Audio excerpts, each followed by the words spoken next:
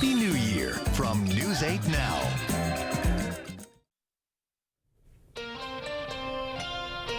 Right now at 6, police are looking for a possible armed and dangerous suspect tied to 3 deaths in New Lisbon.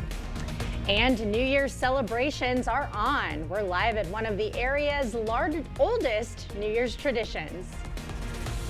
You're watching WKBT La Crosse. This is News 8 Now at 6. Good evening, I'm Emily Brown. And I'm Ken Kozarowski. The countdown to 2025 is on. Yeah, the Skyrockers' big fireworks show is set to take off any second. News 8 Now's Grace Monk is live near Grandad Bluff. Grace, exciting night ahead. Emily, it really is, and the fireworks show just kicked off. It is quite the scene out here, so let's take a second to look at those fireworks.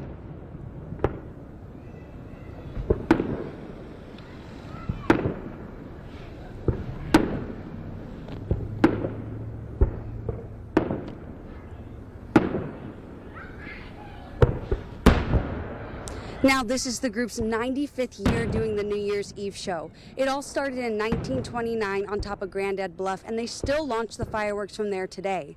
This is something that takes months of hard work and preparation, and it really means a lot to those in the Skyrockers group. It also means a lot to those in the community. Just an hour ago on State Street, it was completely empty. Now it is packed with people and cars, so you can really tell how much this means to those in La Crosse. And don't worry, if you're missing the show right now, they'll have another tonight at midnight. In La Crosse, Grace Monk, News 8 Now. All right. Ken and Emily. Looks beautiful. Thank you, Grace. And we've got a live look at Times Square. 1 million+ people are expected to see the ball drop, here we go, in person. As usual, security is tight. The NYPD will be using canines to help monitor the crowds. Trucks will also be used as barricades. The world has already been saying goodbye to 2024 in style. Crowds in Dubai saw in the new year for 2025 with a spectacular fireworks display and a drone show. The display show lit up various locations in the United Arab Emirates city, including Burj Khalifa, to mark the arrival of 2025. And New Zealand was one of the first countries to ring in the new year. The Auckland Sky Tower changed colors as fireworks shot into the sky. All right, Oh, celebrations all over. And it looks like they have some pretty clear skies. Yeah. We're doing okay here tonight, right, Greg? It's colder tonight, too.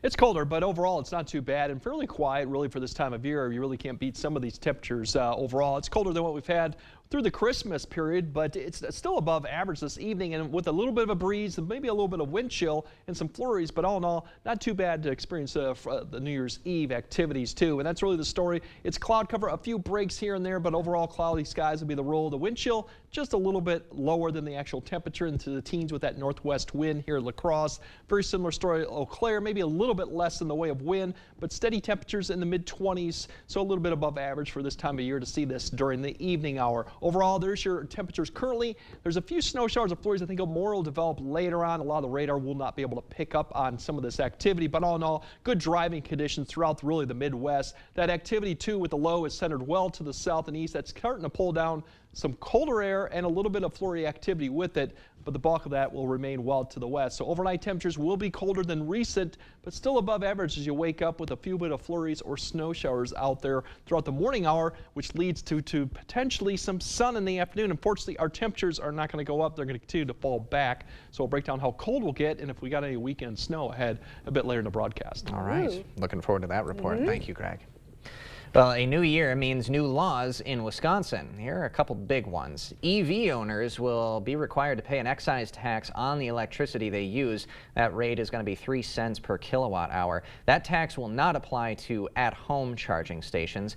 And anyone who buys state park stickers will be able to use that pass for at least 12 months. New Lisbon police are looking for a possible armed and dangerous suspect tied to 3 deaths. They're searching for 47-year-old Virgil Thu. He's already wanted by Wisconsin probation and parole. The bodies were found inside a home in the 300 block of West Bridge Street. It came after 2 juveniles went missing. Police believe one of them was picked up by Thu. Thu is described as 5'10" and about 150 pounds. He was last seen wearing a dark dark-colored down coat, blue jeans, and a hat. One person is hospitalized and another in custody after a shooting in Toma. It happened on Mary Kay Avenue. Police found 80-year-old Robert Goad with gunshot wounds to his head and shoulder. 46-year-old Ryan Goad was arrested. He remains in critical condition. The La Crosse Children's Museum celebrated the new year earlier today. They hosted the Noon Year Balloon Drop. Kids dropped balloons and stomped on bubble wrap.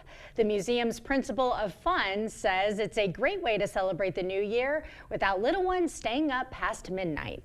That's the fun of New Year's as an adult, is being with everybody and counting down till midnight. We're making that same feeling happen today at noon.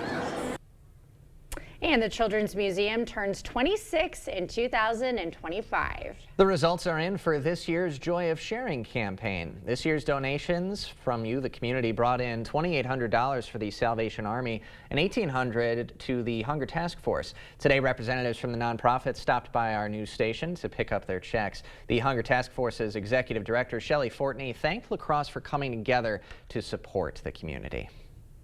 We're extremely grateful for these donations because without the community and help of programs like this from News 8, we aren't able to do this on our own. And we're so excited to partner with these institutions each and every holiday season. All the toys donated during Joy of Sharing went to Toys for Tots, so every kid in the area were able to wake up with toys under the tree on Christmas morning. The new Congress meets Friday with Republicans in control of both the House and Senate. But could a fight over the Speaker's position cause some drama? Those details next.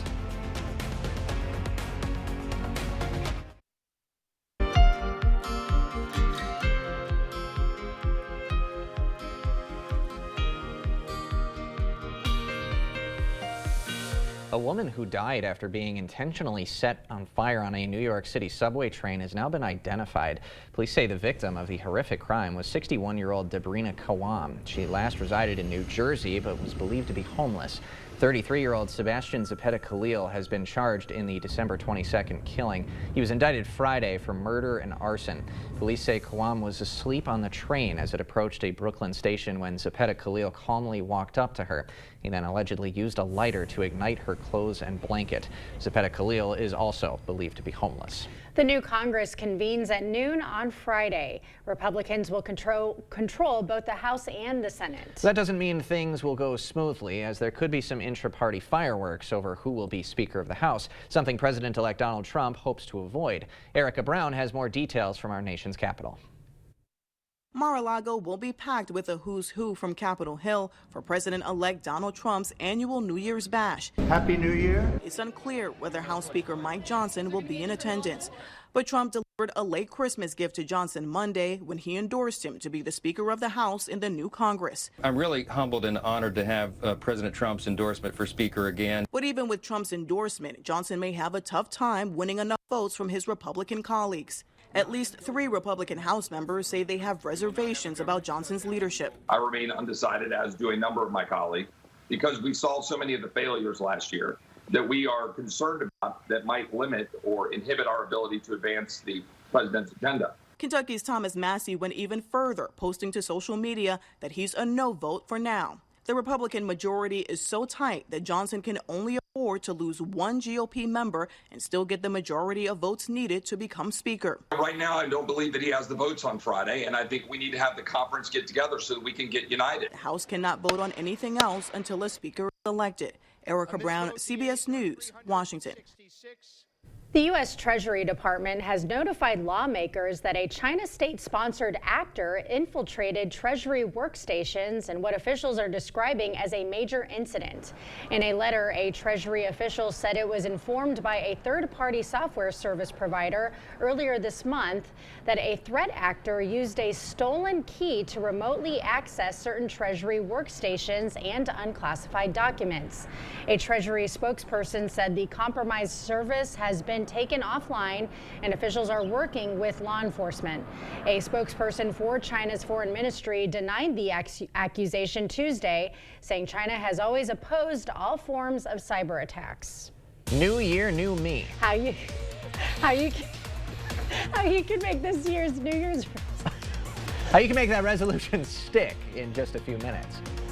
And we definitely got more sun in the way for your Wednesday and throughout the rest of the work week. Unfortunately, the temperature is going to go the other direction down, so we're going to see colder conditions. We'll break down how cold we'll get and if we got any weekend snow in your plans. That coming up on the First Warn Weather Update after the break.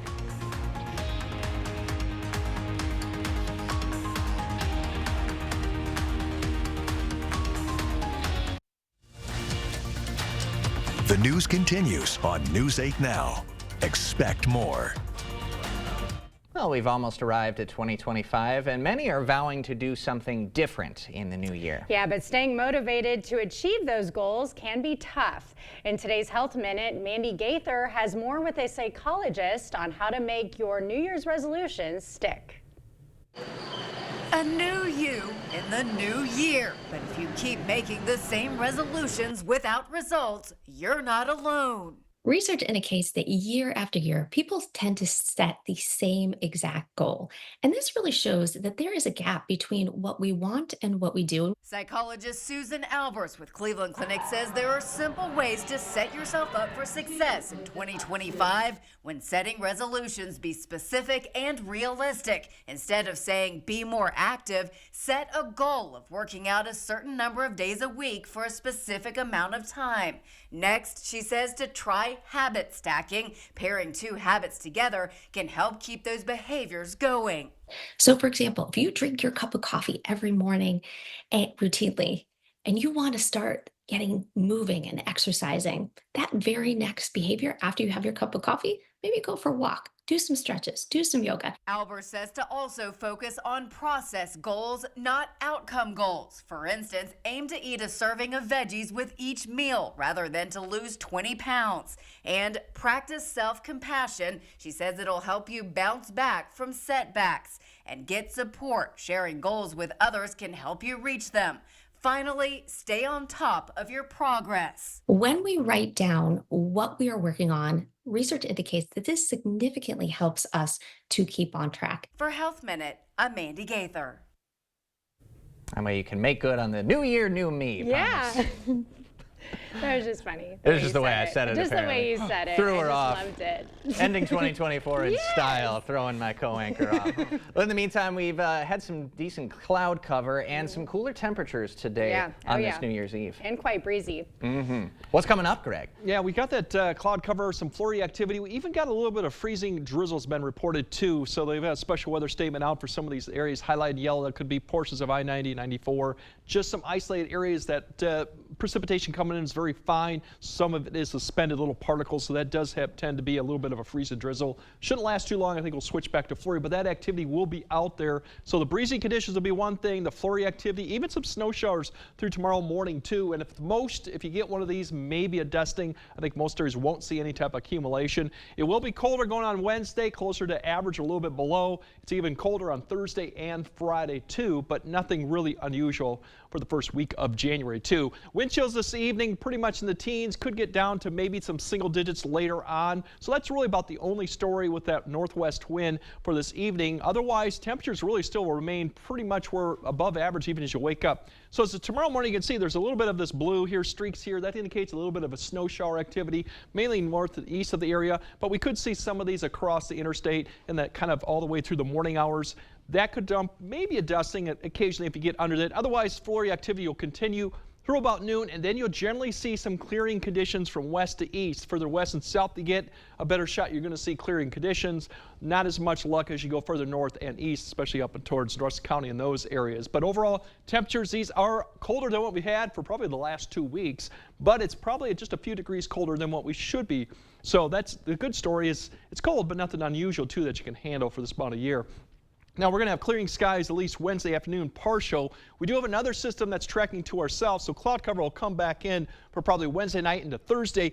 This activity of the snow will stay to our south as it kind of goes eastward, but it will increase the cloud cover Thursday going into Thursday morning, and then probably, going into Friday morning, and then we might see another clearing going into Friday afternoon too. So overall, we're going to see more clouds going on Wednesday night and Thursday. Maybe the same story Friday, but we should see more sun both days, but that northwest wind is going to keep those temperatures fairly cold for this time of year. And the Thursday temperatures, a degree or two colder than Wednesday, still not too far below average. Friday, we're going to drop that even about 10 degrees, potentially below average. So colder. We'll have some sunshine, but still teens, and the wind will pick up behind that system. So you might see more breezier conditions, maybe single-digit wind chills, maybe even single-digit below Friday. So I think that'll be the coldest day we've had. Now that system going on until the weekend.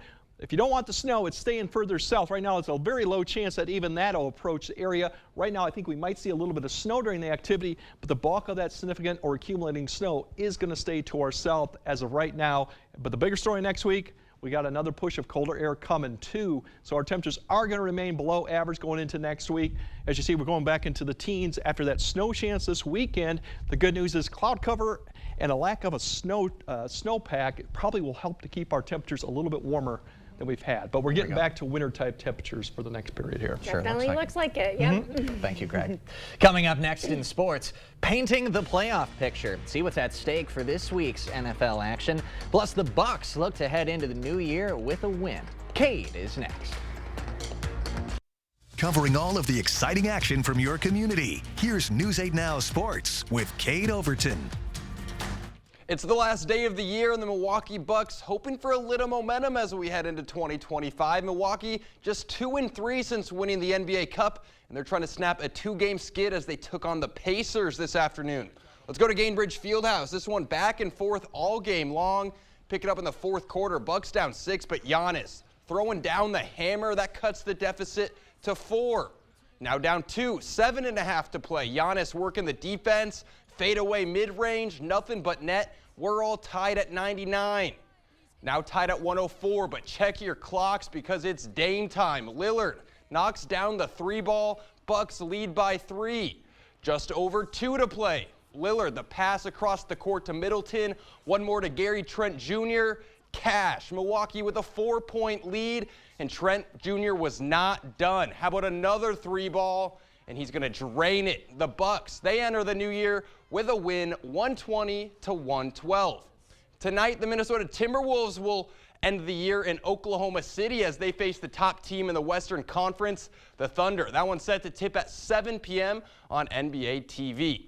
We've got one more week of the regular season before the NFL playoffs begin, and there's still a lot at stake. The Packers fighting for the 6th seed this weekend, but they're going to need a win and some help as the Washington Commanders need to lose to the Dallas Cowboys. If those two things happen, the Packers will be the 6th seed traveling to face the LA Rams or the Tampa Bay Buccaneers. If the Commanders win or the Packers lose, they will be a 7th seed traveling to face the Philadelphia Eagles. Packers host the Bears this Sunday at noon. For Minnesota, they'll either be the #1 overall seed in the NFC or the 5 seed. The Vikings will hit the road to face the Lions. Both teams enter the game 14-2 on the season, and both teams have been 2 of the best all year long. The Lions took down the Vikings 31-29 back in Week 7, and I have a feeling this game is going to be just as close. That one's set to kick at 7:20 for Sunday Night Football. And at one more shout out to Eric Solander from Onalaska for winning this week's News 8 Pick'ems. He went 15 out of 16 and won on a tiebreaker. Very good. Probably just didn't get the Colts-Giants game. Yeah, I think a lot like of, all of us. I think a lot of people. I think all of us missed that one. I know, yeah, I think we've got one more week of the regular season. I think I hold a 4-game lead over Emily. Yeah, so I could come in. It might be a take lot of the first place position. You need all the upsets, and yeah. a lot of weird games with who knows how many guys are going to be playing. So anything can happen really on this last week. Exactly. Right. Fingers Exciting crossed. time. All right, Greg has one final look at your forecast right after this. All right, tonight we definitely will have the fog. We have a little bit of freezing drizzle potential out there or some flurry activity. Most areas won't see that. Overall, not too bad of an evening, really, with temperatures still above average, minus that wind chill a little bit. Well, more sun Wednesday through Friday. Unfortunately, the temperatures are going to be colder than average, but nothing too unusual. And so far the weekend, a little bit of snow Sunday, but that system is staying to We're our south. dropping with that New Year's Eve ball tonight. Yeah, we're back to where we should be, wintertime, Temps. Yeah, all right. Thank you for joining us at 6. We will see you at 9 tonight.